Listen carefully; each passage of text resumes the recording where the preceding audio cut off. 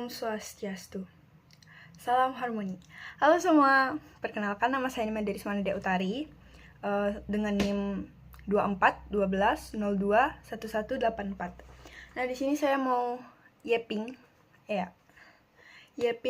tentang wawasan kependidikan di semester 1 yang apa saja yang sudah saya dapatkan.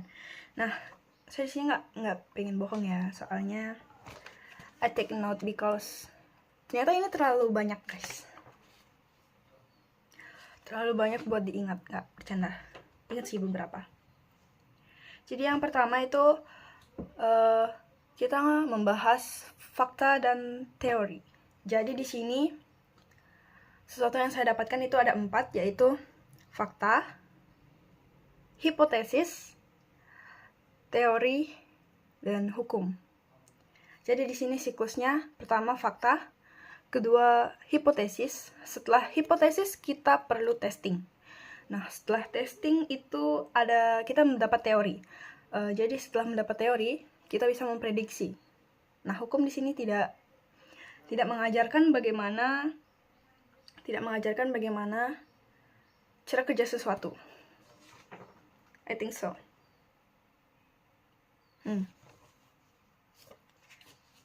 Nah, terus yang kedua itu sejarah singkat kurikulum di Indonesia. Jadi Indonesia memiliki 12 kurikulum.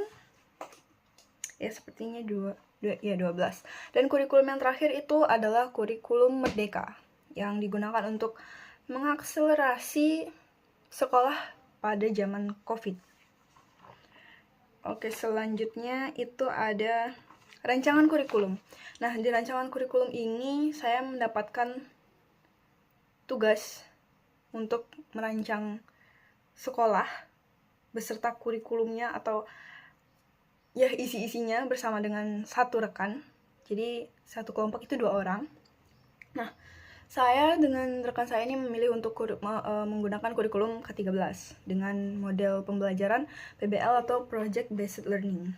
Nah, selanjutnya itu pengalaman di sekolah. Nah, untuk pengalaman di sekolah ini sebenarnya ada banyak pengalaman, tapi yang saya ceritakan itu pengalaman yang menyenangkan itu karena banyak sekali pengalaman menyenangkan. Apalagi waktu SMA yang paling saya ingat itu, jadi waktu itu saya mengikuti kegiatan sebagai pengisi acara di hari ulang tahun sekolah.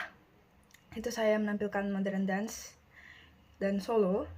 Jadi semenjak saat itu guru di sekolah mulai mengenal dan mudah mengingat saya. Jadi itu menurut saya pengalaman yang sangat menyenangkan karena dianggap penting oleh guru sekolah. Selanjutnya itu adalah pelajaran favorit. Nah, untuk pelajaran favorit ini sebenarnya banyak juga ya.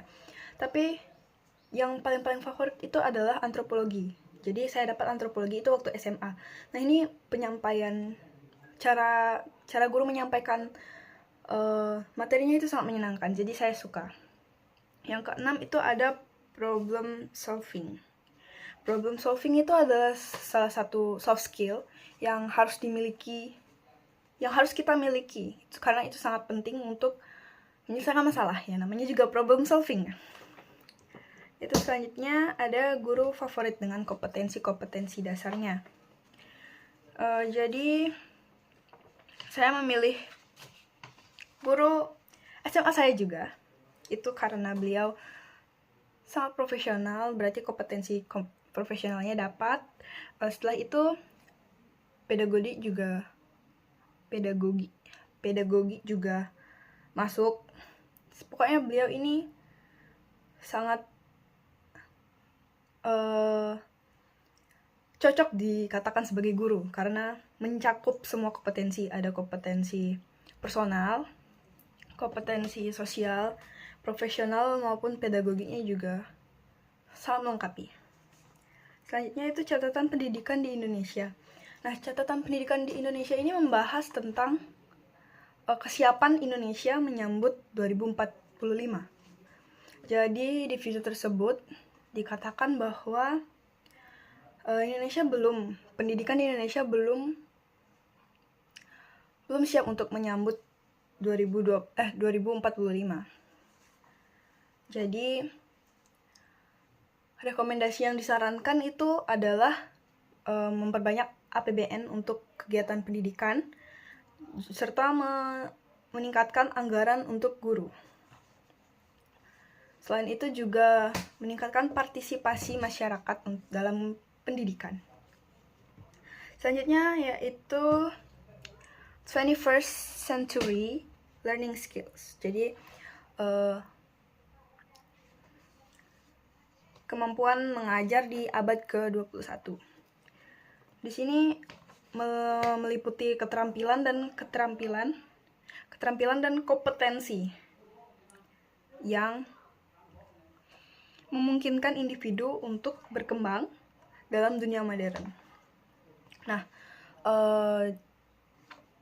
21st century learning skill ini merujuk pada 3R, yaitu reading atau membaca, writing atau menulis, and arithmetic atau aritmatika.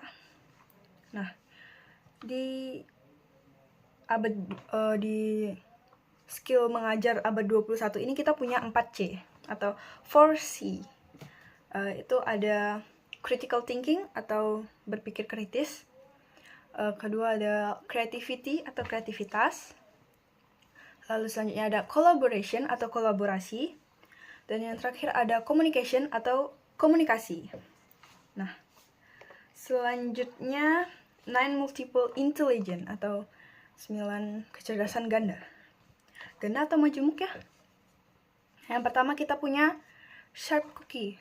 Apa itu sharp cookie? Sharp cookie atau logical mathematics or mathematic logical. Ya pokoknya matematika logis. Nah, selanjutnya ada naturalist atau naturalis. Ada musical atau musikal. Selanjutnya existential atau eksistensial. Maaf kelilipan. Selanjutnya interpersonal atau interpersonal. Ini seperti moral ya sepertinya, atau intra. Selanjutnya ada bodily kinesthetic atau ini lebih kecerdasan fisik. Setelah itu ada linguistic verbal atau ya orang yang pintar berbicara. Selanjutnya ada intrapersonal, dan yang terakhir ada visual spasial. Nah, untuk materi yang terakhir itu ada Frag learning styles. Jadi we have visual learners atau pelajar yang menggunakan visual atau secara langsung secara 3D.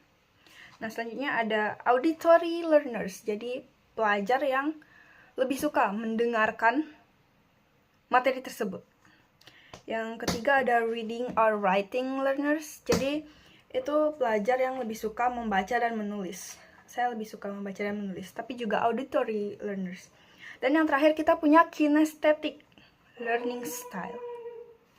Oke, jadi ya segitu saja materi yang saya dapatkan. Apabila ada kesalahan kata, saya mohon permaklumannya. Jadi saya tutup dengan Param Santi. Om Santi, Santi, Santi, Om.